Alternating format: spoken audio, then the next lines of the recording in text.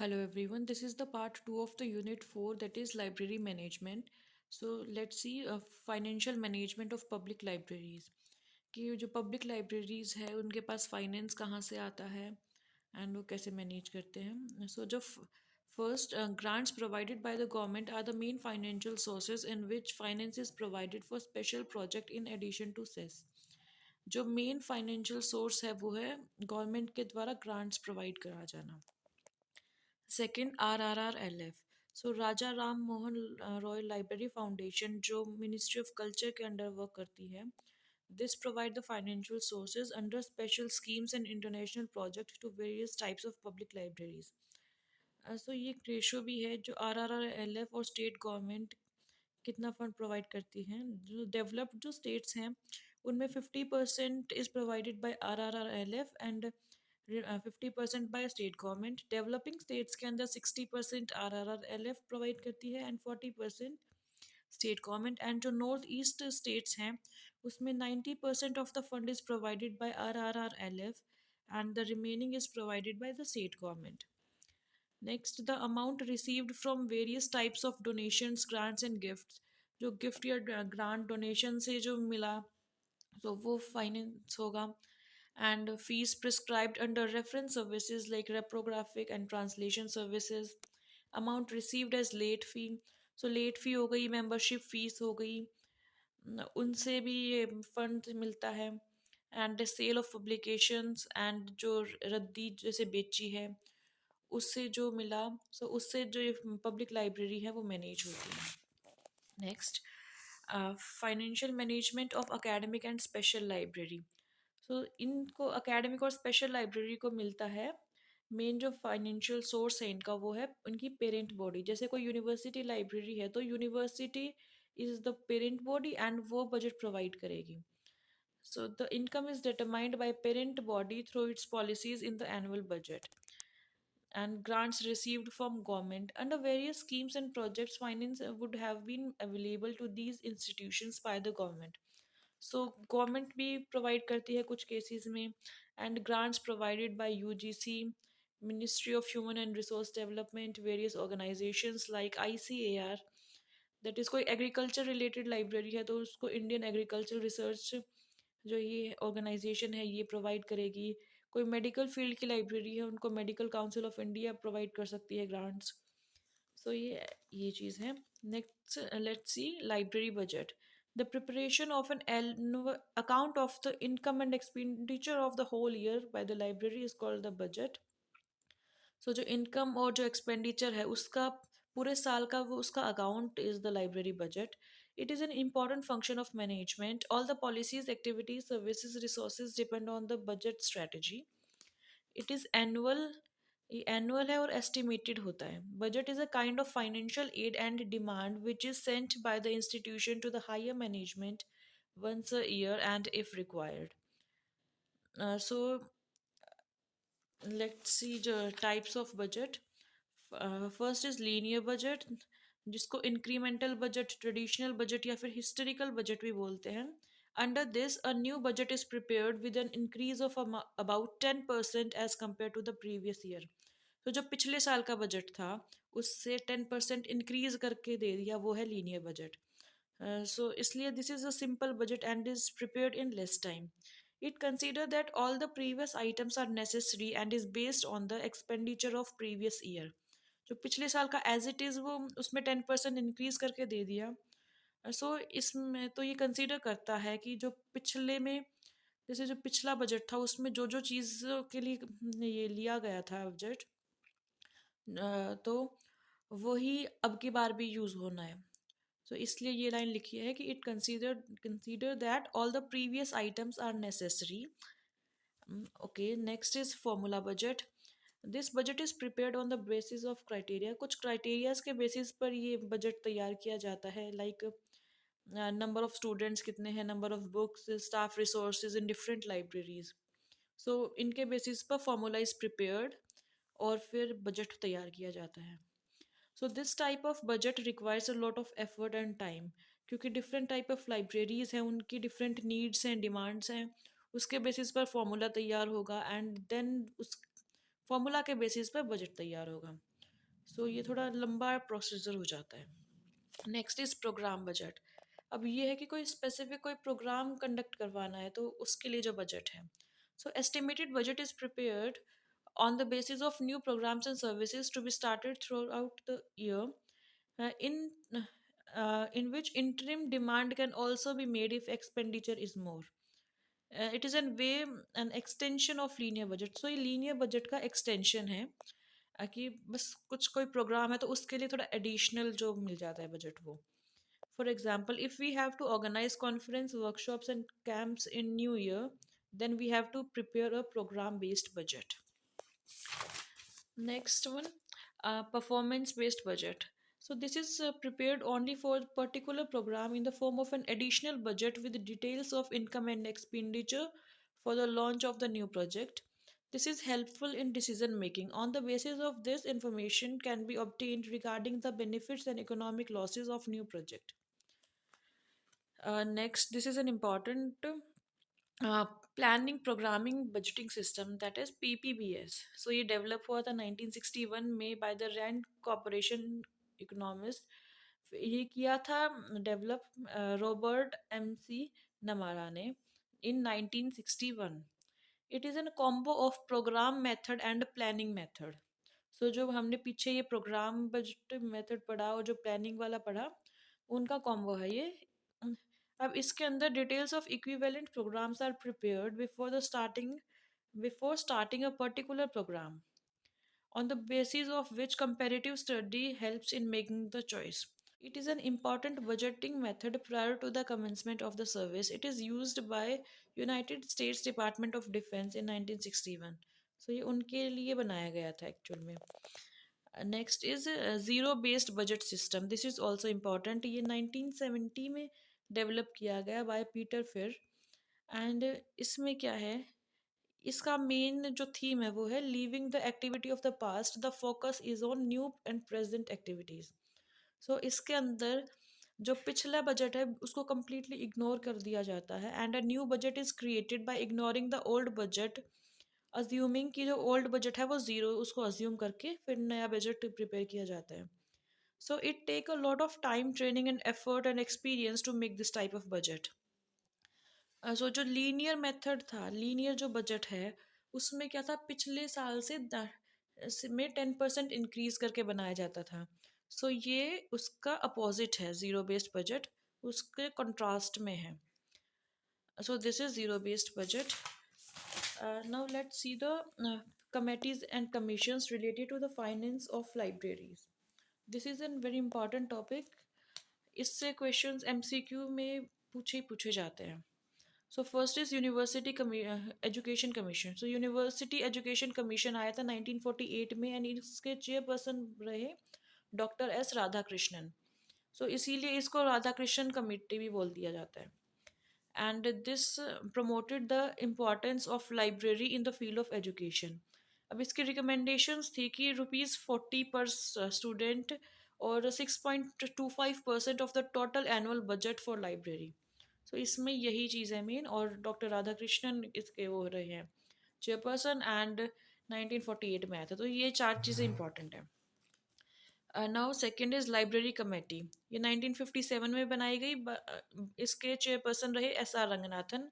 ये यूजीसी के द्वारा बनाई गई थी, एंड इसमें रिकमेंड किया कि ₹15 पर स्टूडेंट पर ईयर एंड ₹200 पर रिसर्च स्कॉलर, एंड ये इम्प्लीमेंट किया गया था फॉर द 5 years।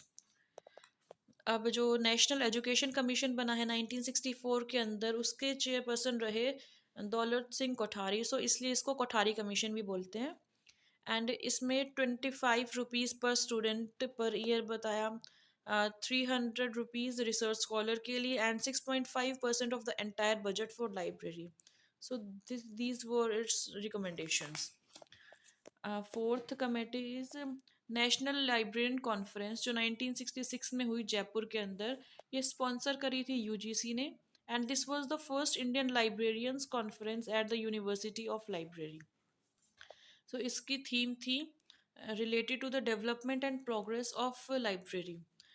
इस कॉन्फ्रेंस में यूजीसी ने अनाउंस किया 10% of the entire budget should be used only for the libraries. And fifth, and this is important, national policy on library and information science. So ये है 1986 में, and इसमें main role रहा DP Chattopadhyay का। इसने recommend किया 6 to 10% of the entire education budget for library. So 6 to 10%. Now, by this, financial management can be done for different type of libraries in the whole country, and with increasing the availability of resources, the central goal should be achieved. So ये कहा गया था नेपलिस के द्वारा। अब ये list बना रखी है कि जो कमीशन है वो कब आया, उसके चेयरपर्सन कौन रहे। सो फर्स्ट हंटर कमीशन आया 1882 के अंदर, इसके चेयरमैन रहे William Hunter. Indian university commission, okay, Indian university commission 1902 में आया, एंड इसके चेयरपर्सन थे कर्जन। एंड सैडलर कमीशन 1917 में, उसके चेयरपर्सन है सैडलर। राधाकृष्णन कमेटी जो 1948 में बनाई गई, जिसको यूनिवर्सिटी एजुकेशन कमीशन भी बोला जाता है, इसके चेयरपर्सन थे Radhakrishnan. And secondary education commission बना 1953 में, जिसके चेयरपर्सन रहे लक्ष्मण स्वामी मुदालियार। अब यूजीसी बनी है 1953 में, जिसके चेयरपर्सन थे भटनागर। रंगनाथन कमेटी जो 1957 में बनी थी, जिसको लाइब्रेरी कमीशन बोला जाता है, वो उसके चेयरपर्सन थे रंगनाथन। एडवाइजरी कमेटी बनी 1958 में under the chairmanship of KP Sinha. अब review committee on library science 1961 में बनी है, जिसके चेयरपर्सन रंगनाथन थे। एंड द एजुकेशन कमीशन 1954 में बना, जिसको कोठारी कमीशन बोलते हैं, क्योंकि उसके चेयरपर्सन रहे कोठारी। मेहरोत्रा कमेटी बनी 1983 में, उसके चेयरपर्सन थे RC Mehrotra. New education policy 1986 में आई, जिसको चेयर किया था डीपी चट्टोपाध्याय ने। Committee on setting up of the national network in university libraries, तो ये नेटवर्क बनाने की बात करी थी। ये जो कमीशन था, ये बना था 1988 में under the chairmanship of Yashpal.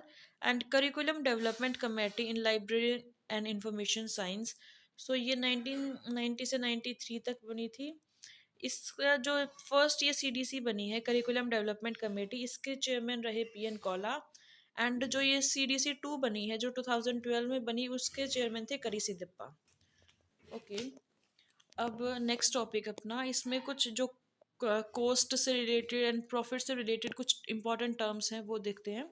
So cost क्या है, कि जो लागत है, the value of money that have been used to produce something, वो उसे कॉस्ट कहते हैं। Benefit is the monetary value of desirable consequences of economic policies and decision, कि कितना लाभ हुआ वो चीज़ है। कॉस्ट इफेक्टिव क्या है, producing good results without costing a lot of money. And cost benefit is the process of evaluating the merits of a particular project in a systematic way in terms of cost and benefit of the project, कि cost और benefit क्या रहा उस project का, वो है cost benefit। अब different type of cost है, जैसे indirect cost है, कि जो हमें डायरेक्टली दिखती नहीं है कॉस्ट, कि क्या क्या लागत आई, वो है यूटिलिटीज़ होगी, जैसे रेंट है, ओवरहेड कॉस्ट या इलेक्ट्रिसिटी का जो बिल है। सो वो हमें डायरेक्टली नहीं पता चलता कि ये कॉस्ट है। अब जो डायरेक्ट है, उसमें जैसे कि मैन्युफैक्चरिंग एक्सपेंस क्या रहा, रॉ मटेरियल का कॉस्ट, डायरेक्ट लेबर्स जो एसोसिएटेड थे फॉर द मैन्युफैक्चरिंग। सो ये हमें पता चल जाता है कि हाँ भाई, रॉ मटेरियल इतने का आया है, एंड मैन्युफैक्चरिंग में इतना एक्सपेंस लगा, तो वो तो डायरेक्ट कॉस्ट है। अब जो इनडायरेक्ट वो है, कि जो लगती है, जो बिल्कुल डायरेक्टली हमें दिखती नहीं है, वो इनडायरेक्ट कॉस्ट है। Third is cost of potential risk, that is competition, regulatory risk, environmental impact. So इसके लिए जो कॉस्ट लगती है। Opportunity cost is like purchasing a manufacturing plant instead of building it, and alternative investments हो गई, वो opportunity cost है। And tangible cost के एग्जांपल हैं एम्प्लॉय का impact, delay in the delivery of a product, construction of manufacturing plant, setting up a new business. So ये tangible cost में आएगा। And now this is important, cost benefit analysis. This is a structured data driven process that evaluates a project or policy's feasibility by comparing total projected benefits against total cost. कि total benefit कितना आया against the total cost, वो होगा cost benefit analysis. अब ये है, this was established primarily as a tool for use by the governments in making their social and economic decisions. It measures cost and benefit to the community of adopting a particular course of action. Like dam बनाया, bypass कोई बनाया है, सो उसका cost benefit analysis करना, सो उन चीज़ों में ये यूज़ होता है। CBA is a decision making device for evaluating activities that are not priced by the market, and it attempts to stimulate a market result in areas where the market does not operate to establish prices. So ये बस थोड़ा बहुत पता होना चाहिए कि ये चीज़ cost benefit analysis होता क्या है, इतना ज़्यादा इम्पोर्टेंट नहीं है, बस टर्म्स की हमें बस नॉलेज होनी चाहिए। सो जो ये कॉस्ट बेनिफिट एनालिसिस है, it simplifies the complex decision in a project. It's important to undertake CBA before starting a new project to evaluate the probable cost and revenue that the organization might generate. सो ये बोला गया है कि जो cost benefit analysis है ये कर लेना चाहिए अगर कोई भी प्रोजेक्ट न्यू शुरू कर रहे हैं, जैसे कोई लाइब्रेरी बनानी है कहाँ पे, तो उससे पहले वहाँ वो कॉस्ट बेनिफिट एनालिसिस कर लो, ताकि आइडिया हो जाए कि आगे क्या होने वाला है। अब अलग एक नेक्स्ट टर्म है cost effective analysis. This is an economic evaluation tool that compares the relative cost and outcomes of different course of action.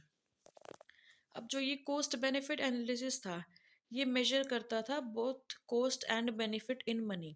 सो ये मनी की टर्म्स में करता है सब कुछ मेजर। बट जो ये कॉस्ट इफेक्टिव एनालिसिस है, this compare cost to a non monetary unit, like कि कितनी जान बचाई गई, जैसे ये मेडिकल फील्ड में ज़्यादा यूज़ होता है कॉस्ट इफेक्टिव एनालिसिस, कि कितनी जान बचाई, केसेस कितने ट्रीट किए हैं, तो ये उस चीज़ को मेजर करता है। और जो CBA है कॉस्ट बेनिफिट एनालिसिस, ये मनी की टर्म्स में सब कुछ देखता है। Now let's see annual report and statistics. Annual report क्या होती है? This is a comprehensive mandatory document detailing a library's activity achievement financial status and uses statistic over the past 12 months.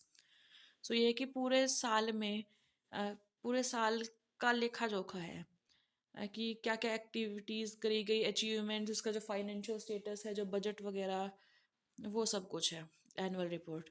So this is known as the record of accountability. They serve as a key role for accountability, marketing, and communicating values to stakeholders, including funding bodies to the funding bodies and the community. So अब ये जो library का annual बनेगा, जो annual report है, उसमें क्या क्या होना चाहिए? Captures the year in pictures, कि जो पूरे साल में जो जो वर्क किया है, वो highlight programs and community outreach, recognize board, recognize volunteers such as friends of library and committee members, recognize donors, staff, and financial report. And जो एकेडमिक लाइब्रेरी का एनुअल है, अ, उसमें क्या होगा? अब उसकी जो ऑडियंस होगी, जो रिपोर्ट एनुअल रिपोर्ट की ऑडियंस है, ये हो सकती है faculty, student, administration, alumni and others. अब इस रिपोर्ट के अंदर क्या क्या होना चाहिए? Introduction, highlight, statistics.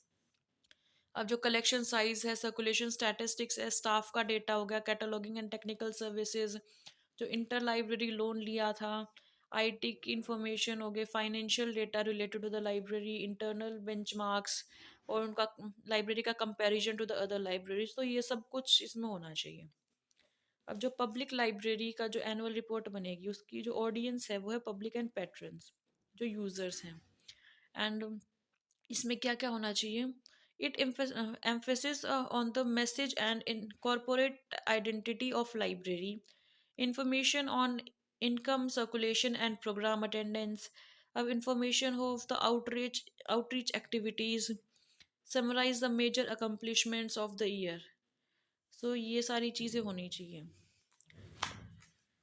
Now let's see the statistics. This is a method of dealing with quantitative information involving collection, analysis, presentation, and interpretation of data. It is the fact and figures which are represented in a tabular and other forms and regarded as one of the important tool for making decisions. So ये क्या है? जब भी quantitative data है उसको represent करना इस statistics. So, library statistics are quantitative and qualitative data about library services, library use, library users, which are essential for revealing and confirming the outstanding value that library provides. बाकी जो ये qualitative and quantitative data उसको मतलब represent किया जैसे graph के ऊपर, उसमें क्या क्या इंक्लूड कर दिया, लाइब्रेरी की सर्विसेज कौन कौन से प्रोवाइड करी, जैसे लाइब्रेरी का यूज़, जो यूज़र्स है उनका जो डेटा है वो सब. अब it measures efficiency, performance, and quality service of the library. And this also analyze such data into monetary value of the library for the community. अब जो ये है, this is necessary for the effective management of library, but are more important for promoting library services to different type of stakeholder, including policymaker, funding bodies, and library staff and users. सो ये जो है library statistics, ये important role play करता है for the promoting of library services. कि एक कि जो ये स्टैटिस्टिक्स बना दी, ग्राफ में रिप्रेजेंट कर दिया सब कुछ. सो उससे जो यूज़र्स है वो देख के पता लगा सकते हैं कि भाई लाइब्रेरी कितनी इफ़ेक्टिव है, कितनी हमारे लिए यूज़फुल हो सकती है, उसमें क्या क्या सर्विसेज प्रोवाइड हो रही हैं वो सब. And patrons can evaluate library services based on strong evidence in relation to others and make decision on the existence of library and the value it offers to the civil society at large.